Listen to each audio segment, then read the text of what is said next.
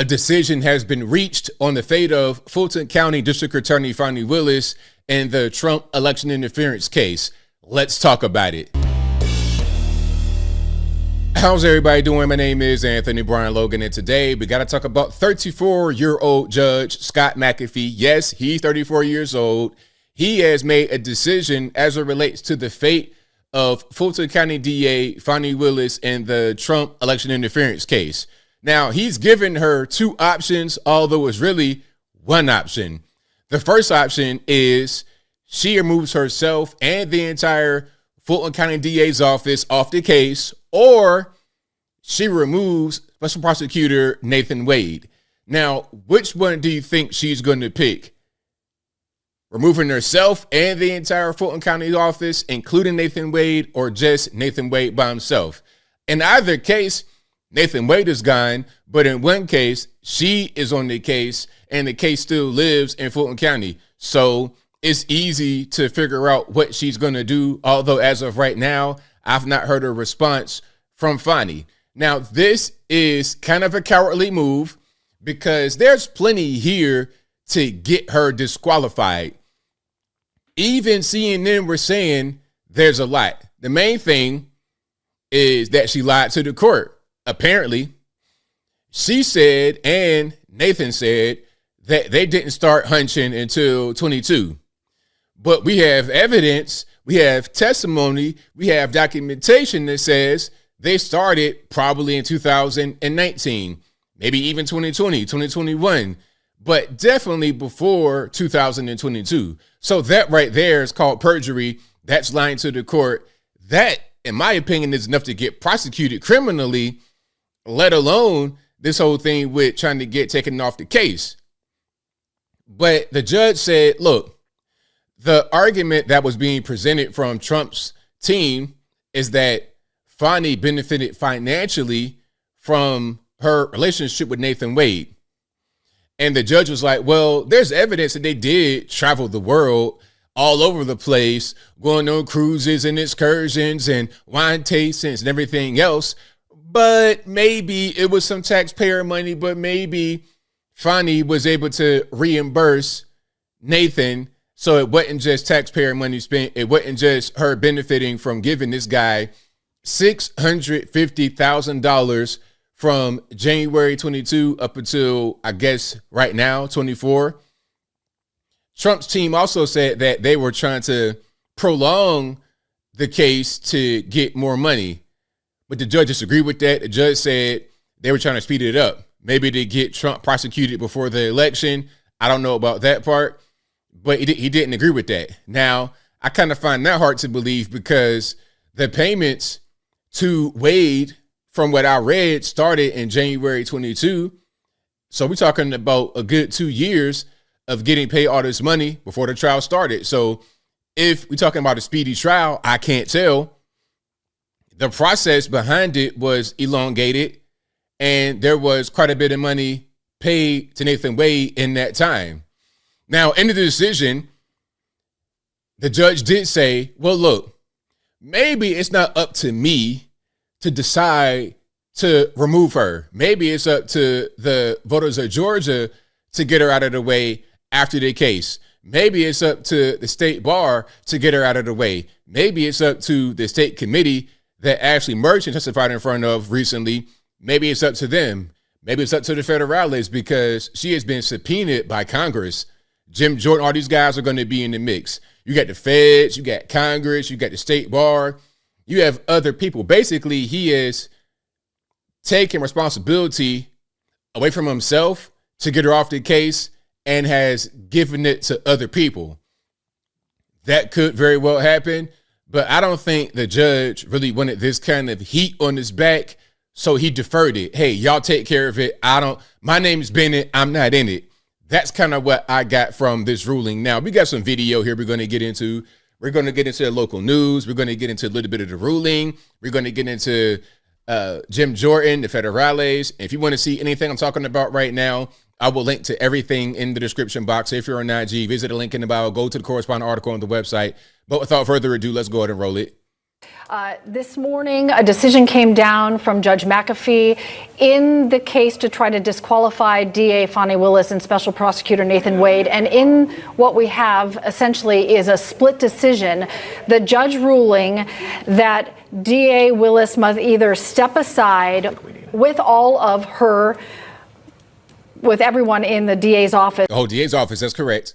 Or cut ties with Special Prosecutor Nathan Wade before the election interference case against Mr. Trump and all the defendants move. And one thing I want to say, I think I forgot to mention, the reason why you said that should be the option, remove Nathan Wade or remove herself, is because of optics, essentially.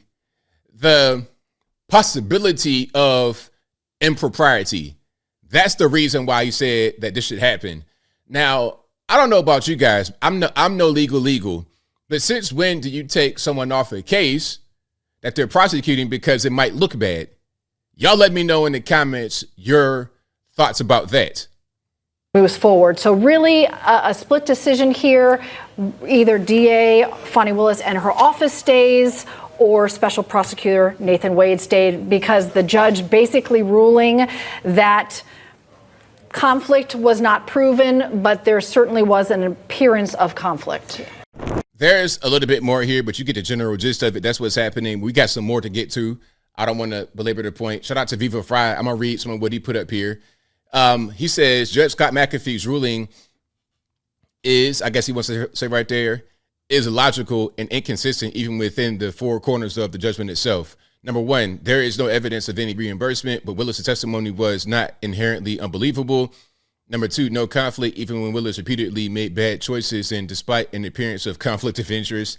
Number three, Terrence's testimony disregarded. Really? It didn't allow that? That's crazy. Yuri's testimony lacked context and detail. Oh yeah, and Fani's church speech was legally improper, but she doesn't get booted from the file. I'm attempting to split baby justice. The judge has killed it. Now, I'm going to read here. It says, simply put, the defendants have not presented sufficient evidence indicating that the expenses were not roughly divided evenly, or that the district attorney was or currently remains greatly and pecuniarily interested in his prosecution. So basically, that's the whole thing about them going on trips and whatnot all over the country, all over the world, and saying that maybe she reimbursed with cash. There's no evidence to the contrary, which is crazy, but I digress. And then we continue. Without sufficient evidence, the district attorney acquired a personal stake in the prosecution or that her financial arrangements had any impact on the case, the defendant's claims of an actual conflict must be denied. And we continue, rather, it is the undersigned's opinion that Georgia law does not permit the finding of an actual conflict for simply making bad choices, even repeatedly, and it is a trial court's duty to confine itself to the relevant issues and applicable law properly brought before it. So she did do bad things, made bad choices, but I don't really see anything illegal. Okay, let's continue. With these principles in mind, the court finds that the record made at the evidentiary hearing established that the district attorney's prosecution is encumbered by an appearance of impropriety. So basically, things don't look good. It's bad for optics, right? And that is part of the reason why you said she's got to go, including the entire DA's office, or he's got to go. Anyway, this appearance is not created by mere status alone, but comes because of specific conduct and impacts more than a mere nebulous public interest because it concerns a public prosecutor. All right. And then there's more. In addition, while the testimony of Robin Yearty raised doubts about the state's assertions, it ultimately lacked context and detail, even after considering the proffered cell phone testimony from defendant Trump, along with the entirety of other evidence. Neither side was able to conclusively establish by a preponderance of evidence when the relationship evolved into a romantic one.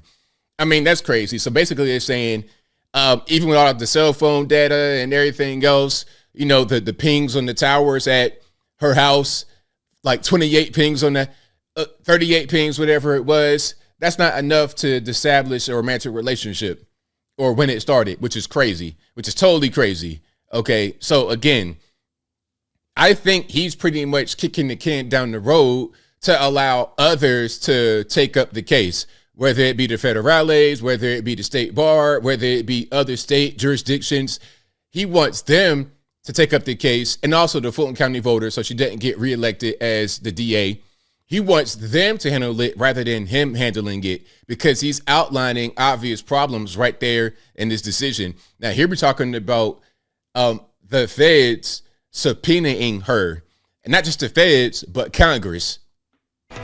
Well, we begin tonight. Comply or be held in contempt. That is the threat by the U.S. House Judiciary Committee in a letter to Fulton County DA Fani Willis. Good evening. I'm Russ Spencer in for Tom Haynes. I'm Courtney Bryant. This letter comes as Republican committee members claim Willis has failed to send documents subpoenaed as they investigate allegations that she mishandled government funds. Fox News' Eric Perry is live outside the Fulton County Courthouse with the latest tonight. Eric? Because one thing about it, before they go into it, allegedly she misused some COVID money to pay Nathan Wade. So you're talking about federal money. Now we're beyond the state of Georgia, Fulton County, Atlanta. We're totally beyond that. This is now going to be above Scott McAfee. It's going to be above everybody in that courtroom. All options are on the table, but I expect her to comply. U.S. House Judiciary Committee Chairman Jim Jordan says Fulton County lead prosecutor Fani Willis has one last chance to submit documents requested or further action will be taken. The committee is looking into allegations of misuse of federal money during the Georgia election interference case investigation. On all the communications, we got very little from her when we sent the subpoena, so we want the communications both internal and any communications you may have had with the federal government, particularly the Justice Department, regarding these grant dollars. In a 3-page letter sent Thursday, the committee acknowledges the DA's office sent what they call a narrow set of documents, but they say it's not enough. A whistleblower has come forward and says she's not just got this ridiculous lawsuit going, but it looks like she also mismanaged, mishandled, misspent, allegedly misspent federal grant dollars. Jordan claims Willis fired the whistleblower when they tried to stop the DA's office from using the federal money for other purposes like travel, computers, and swag. The DA denies those claims. The letter gives Willis and her office until noon on March 28th to comply. Any and all communications with the Department of Justice relative to the grant, the application and receipt of the money, and then maybe more importantly, internal communications at the Fulton County District Attorney's Office on how they were going to spend that money. I asked Jordan if this move is politically motivated. I say Fani Willis's attack on President Trump is politically motivated. I mean, this is a ridiculous action in and of itself. But our focus and in Congress is to do oversight of the use of federal funds, particularly funds that are coming from the Department of Justice. So there we go. We got Jim Jordan on the case. We got the federales looking into it. We got a lot of other things going on. So although this decision from the judge, Scott McAfee, out there in Fulton County isn't really what I wanted, I think that we're not going to see the end of this right now. This is just the beginning, in my humble opinion, but I think I'll leave that right there for now. And what say you? What's your take on the whole decision from Scott McAfee? Is it the right one, the wrong one? Do you think there's going to be more that comes as a result of all this nonsense that's been happening over the past few weeks? Whatever your thoughts are, let me know in the comments below. You guys know where I'm at. I think it's definitely a cop-out decision from the judge, but I don't think it's going to be the end. I think there's a lot more here because there was so much in this case. You got a bunch of lying going on. You got a bunch of money being spent improperly. And then just the whole thing about the prosecutor being removed from the case, that's going to change the way the case goes. I don't see how this case really is successful because there's so much nonsense going on. Even though she's still on the case as of right now, I don't see how it really succeeds in the way that she would want, which is to get President Donald Trump prosecuted and sent to the penitentiary. But whatever your thoughts are, please let me know in the comments below. And that's all I got to say for this video. If you like what you heard, please comment, rate, share, and subscribe. Peace.